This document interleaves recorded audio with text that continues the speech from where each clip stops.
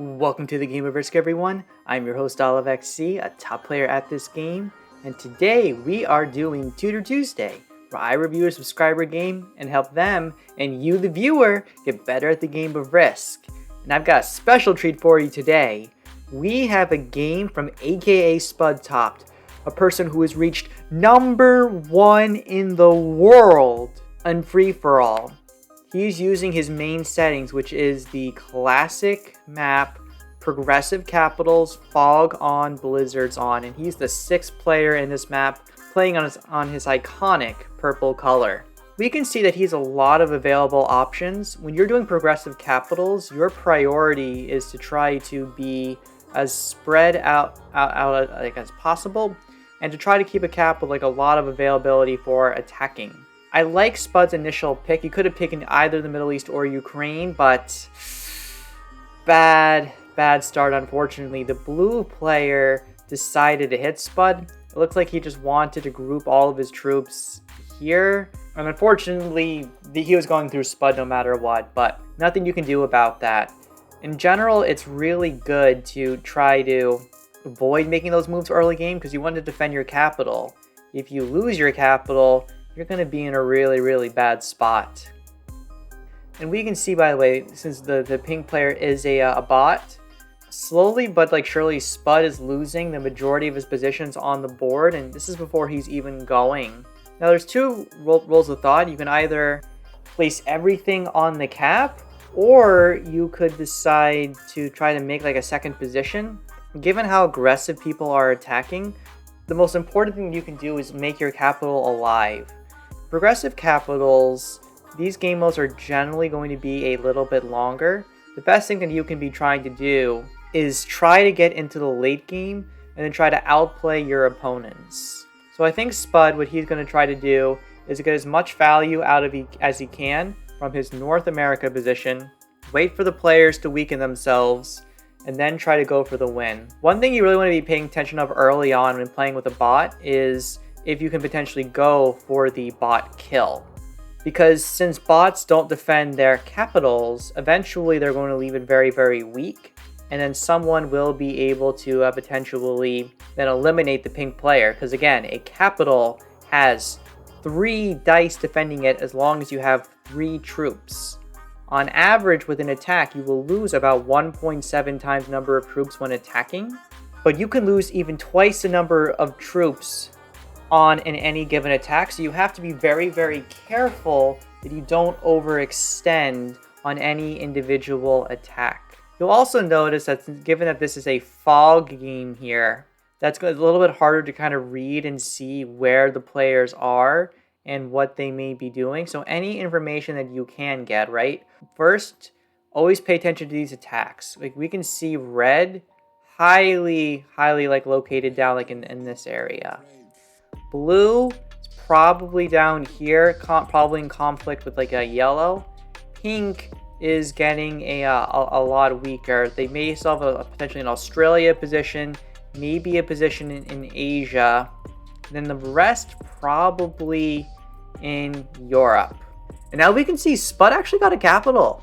Really nice. He's noticing the other players that are attacking. In this case, you saw that the pink bot was moving a lot, and he was then able to go for that region. Now, we can see, though, the blue player goes for the cap. This blue player is really bad. That was not a good move, because the blue player saw that the pink player was moving on, and so he was going for it. But by losing that many troops, he's basically almost setting himself up to be eliminated. You don't want to be attacking a capital too much early game, because you really risk potentially getting eliminated early on, especially if you are unable to trade in. What's also dangerous is that the blue player is going first in this game, which means even if the bot trades in before him, he'll only be getting 6 cards, and has a high chance then of getting eliminated. But the bot does trade in. The bot has a lucky set on 3. We also see that the bot left a lot of troops here. This potentially means that the bot may be able to be eliminating them soon. But we have to be careful that we don't overextend. Blue, by the way, is only on one capital. That means that they lost their region here, which is probably like their cap spot. And blue, like, holy cow, they just have it in for Spud right now. It looks like, yeah, the blue player is going for North America. I mean, it's not like he's targeting Spud, but his actions, while being a little bit weaker, are hurting him. And he has to be careful about it as he kind of goes through everything. So Spud was doing a nice little technique. We're saying like kind of well played. He's trying to get the other players maybe like target blue a little bit, because the sooner blue is eliminated, the sooner Spud loses the risk of potentially getting in a bad spot. He's still alive, but because so many players made attacks towards him, he's in a dangerous spot. And now, interestingly enough, the bot made a huge attack. It looks like they were able to get a location, but they are... I would be wondering if the pink player is only located in the Europe region. Spud may have the opportunity to go for it. The problem is, if you go for the kill, there is a risk. The bot may be located in the upper east of the Asia region, and if Spud were to leave all those additional troops to attack the pink player, Spud may be wasting his troops. He doesn't have anything to waste. The blue player took off like 16, 17 troops of Spud, which was like most of his early game advantage. I mean, blue destroyed their game, to be absolutely clear, but Spud has to be even more cautious. You also notice, by the way, red has a second cap. So that means that red was probably in the South America area, and then they probably took the region here.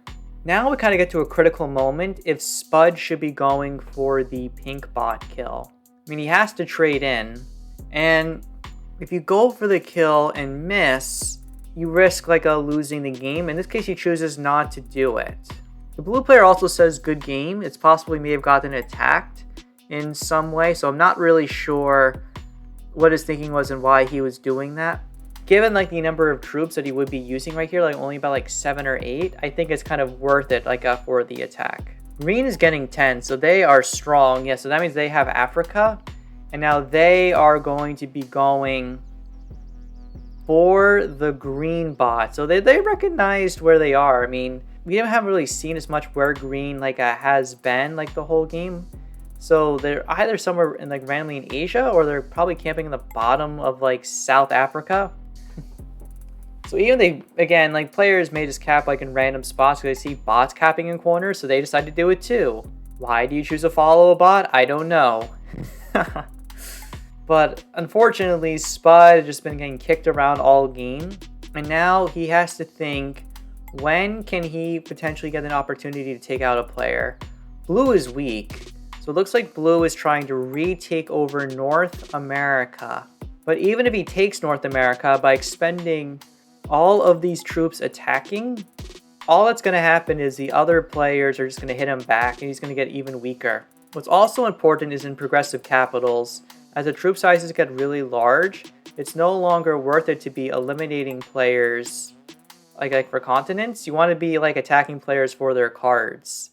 But that's what creates the natural stalemate potential of progressive capitals.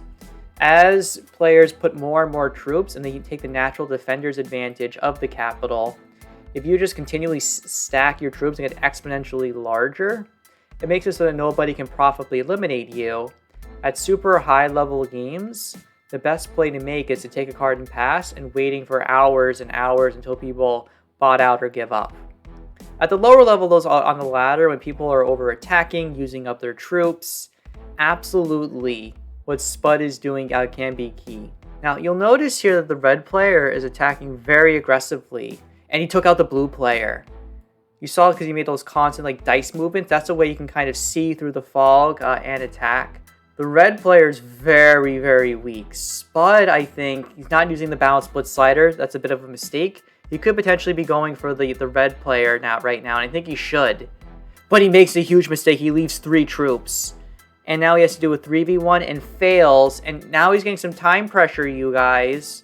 Because of that time pressure, he just goes back in the very end. He could have killed the red player because he was thinking really hard about the move of what he wanted to make. But now he expended the troops and he missed a critical opportunity. So now will yellow find a way to eliminate red? Because again, red is so weak. Again, having that star sense to know how strong or how weak a player is very, very challenging in the fog. I don't really blame yellow for just securing their capital and another position on the board. Green, though, since green has Africa, and green has shown a propensity to eliminate other players, he took advantage of red overextending to take them out. And what the flippity flop did the green player just do? He's now trying to take out Spud. And he's just now hitting him really, really hard. Spud just lost his entire region and is down to only 5 territories. And he has no set, he's only in 3 cards. So he's taking the capital because he has to right now. But the yellow player, I mean, Spud has a set, but the player should be eliminating him right now. Green can see everything of Spud. This game should be 100% over right here. And if Spud wins, this will be one of the greatest comebacks that I've ever freaking seen. This all kind of came down to like the execution and knowing when you can or cannot be eliminating like as someone like Spud had that star sense, but he messed it a bit, and I can't believe it. Yellow player has missed the kill on Spud, but green has been playing incredibly all game. He should be going for the kill on Spud, but he's not. I can't believe it. Spud is going to be trading in now, and just so you guys are aware, I'm going to place this here. Now, here's Spud, by the way, you guys. He ends up putting a lot of troops down in Argentina and then just leaves his stack there. When you're now very weak and in these type of games, the best thing that you can be doing is trying to just be as passive as possible and try to wait for an opportunity to get a capital if someone potentially is overextending or doesn't defend a region. In this case, yellow moved troops off cap, and if Spud can get back on a capital, even though his total troop count is equal the number of troops, he can still survive. Again, green did not eliminate him. Again, green could have done it potentially. But on one card, I understand not doing it. And now Spud, using a nice little technique right there, using the balance split slider to minimize his maximum troop loss, give himself the best chance of having a good roll attacking the stack. He didn't lose a crazy number of troops, and now he has stabilized. His prior mistake has led to him getting an opportunity to survive. All Spud needs to do over the next couple of turns is to take 1 territory per turn and try to stay as strong as possible. Then, as the yellow player and the green player keep attacking each other, Spud then needs to go in, wait for them to overextend. Oh, whoa! Scratch everything I was saying, you guys. Yellow has the majority of the board with 22 troops. That means they probably have Asia right now, as well as Australia. And this just goes to show you, you always have to pay attention to the troop count, see how everything is developing, and know how to act. And now yellow is going really hard into green. Green's now only getting 7, but green's getting the 75 trade. And if both players keep throwing all of their troops into each other, Spud, if he waits for the right opportunity, could potentially take someone. So the green player wasn't doing anything too crazy with the attacks. But is he going to trade in? I think he should here because he doesn't know what to expect. And I love what Spud is doing. He is not attacking North Africa, because once you attack with North Africa, you leave your capital unblocked. So if Spud loses the ability to get information, know how many troops are here, or on the Ukraine region, or within Alaska. But what Spud is doing is, by being very defensive and giving himself the maximum flexibility for attacking, he is giving himself the highest chance possible to make a move to strike and potentially take the game. Now we're getting some information on yellow. Yellow is really, really strong, and they've been gaining a lot of troops, and they're also really well defending their capitals. If yellow plays this right, they should be taking the game. If I was in yellow's place, I would probably focus on leaving some troops down in the purple position, leaving the troops in Central America. I seeing Spud only having 7 troops per turn, means he probably has it. And that would force him to attack through North Africa, significantly weakening himself afterwards. In progressive capitals, if you can destroy a person's mobility, you basically can take the game. Because while yellow is getting 22 troops per turn, it'll take a very long time for him to maintain that troop bonus to be able to take and eliminate someone. By the way, yellow could eliminate Spud, but instead they went into green, hitting them hard. Yellow was acting more like an emotional player, treating this like a fixed game. Yellow could have easily had eliminated Spud so many times over. They just kind of took their troop lead, but they squandered all of it. And Spud is just playing this endgame beautifully, taking that card and pass.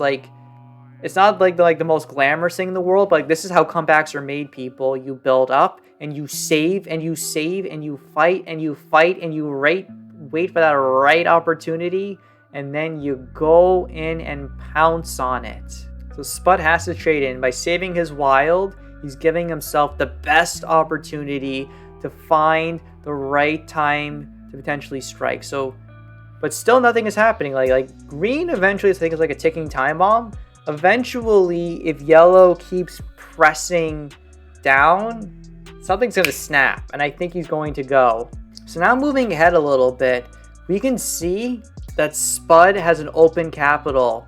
And holy cow, we're seeing what's kind of going on with green and how potentially weak they are. It looks like yellow has been going really hard into the green player. By Spud now going out, he's getting a potentially good opportunity. I also love how Spud did not take this cap because it was not strategically important. By leaving most of his army stack here, he's giving himself the most opportunity. Now, is yellow going to be going for the green player? I don't think so. I think yellow is trying to see if he can be taking another capital or not. But since Spud correctly defended it, he's now waited for his right opportunity, seeing the other players attacking, and he's now basically back in this game. Yellow's a little bit stronger, but not too strong. And now we're at a critical juncture. Should Spud try to eliminate the green player from the game?